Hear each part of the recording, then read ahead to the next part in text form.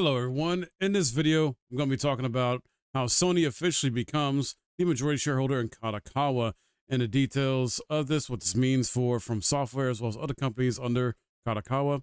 And as of right now, it seems to have stopped a full takeover of Kadokawa by Sony. So if you don't know about this or what's been going on these past several weeks about this, well, Sony Group Corporation and Kadokawa Corporation have announced a strategic capital and business alliance resulting from the closer relationship between the two companies.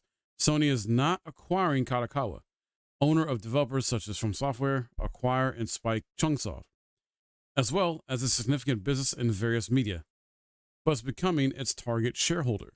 As of January 7th, the agreement allows Sony to acquire over 12 million shares of Kadokawa Corporation for approximately 307 million euros.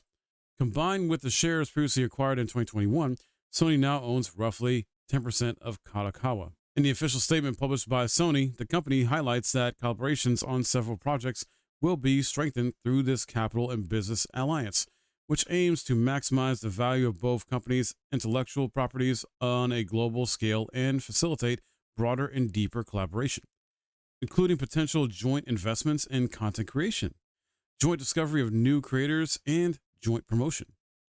Moving forward, the two companies plan to discuss specific collaboration initiatives, such as adapting Kadokawa's intellectual properties into live-action films and global series, co-producing anime works, expanding the global distribution of Kadokawa's anime through Sony Group, further expanding Kadokawa's game publishing efforts, and developing human resources to promote and expand virtual production.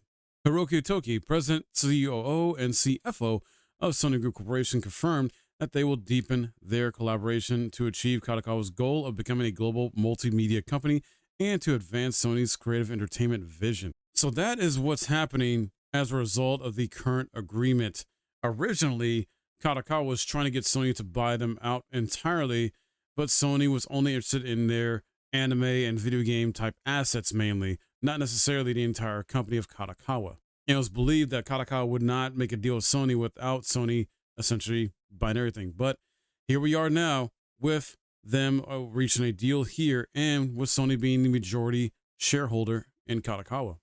Personally, I'm happy that Sony does not fully own Kadokawa, at least not yet. I hope they don't ever. I understand they got a good working relationship and this is going to help improve both companies, but I just don't want From Software to have their games, as well as Acquire and Spike Chunsoft, to have their games essentially locked to a PlayStation console. Not good for gamers, not good for the industry, in my opinion. I'm kind of tired of exclusives in general. We need to drop these games on all platforms that are available to run it: PC, Xbox, PlayStation, and possibly the upcoming Switch too. And this is not the first time this has been talked about as far as them trying to reach a deal. I think this has been going on for years from what I've read as well in other articles and information, that Kadokawa and Sony have been trying to reach a deal for a long time now, at least a few years, maybe even longer, but it always comes to a stalemate or just dissolves, whatever. So this being what it is, okay, fine, have at it.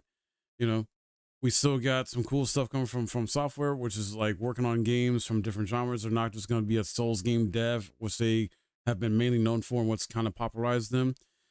We got their new Elden Ring Night Reign coming out in 2025, which has got some concerning opinions from the fan base about what's going to be, but it's going to be a budget title in the sense where it's going to be a spin-off standalone title. It's going to be like 40, 50 bucks, something like the Shadow Tree expansion.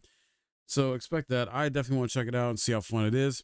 I'm also excited to see what else can come from Software. There's supposedly an Armored Core 6 DLC in the works, without officially being truly confirmed yet.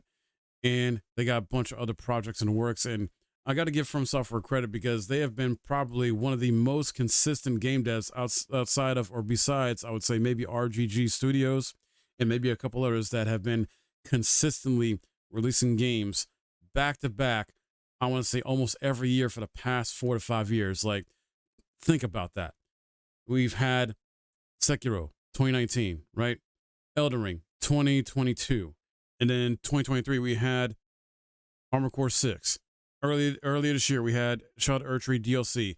And then next year, we're getting Elden Ring Night Reign. Like, they are freaking on fire right now in terms in a good way. They are cooking. They are just producing so well. and so efficiently with what they're doing. So, and I want them to keep doing that and not to be interrupted by, either not selling as well, doing as well, because they get locked to one system. So this is good.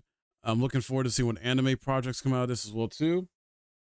With Sony being like the majority, I guess, owner of all anime as well too for most of that industry. But gaming wise, yeah, let's keep From Software games, acquire games on multiple platforms, not just locked to one. So I'm more happy about this now, and the fact that they're not fully owning them, and I can understand why they reached this deal and where it's at right now, and hopefully it just stays like this and he just don't own them.